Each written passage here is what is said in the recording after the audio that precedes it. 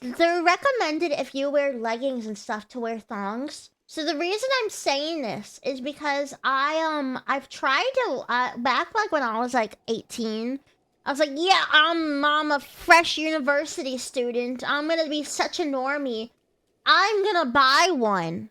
Don't let anybody. Don't let if a woman wears a thong for you, they're awful. They're awful. This is probably a conversation I shouldn't be having, but they're an awful thing. And I wore it once to try it on to make sure yes it was correct, and then I never wore it again. So I wasted money. Why is that? Because it's basically just a string going up your booty.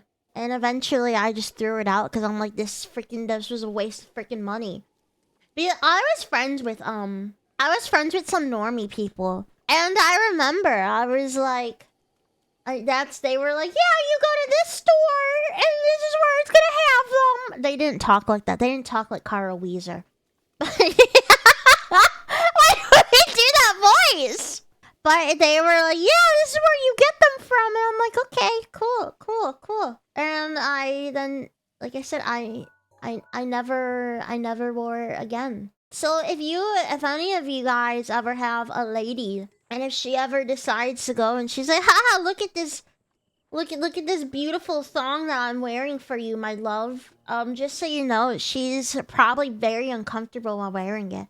I had a roommate, who her family was very, very well off, and she was complaining one time to her friend because she was in the dorm and she was like super mad about it, and it's not the same one that smoked a lot. It's not the same one. This was my first year of university, and she one time complained to her friend that her mom only gave her $500 for the week.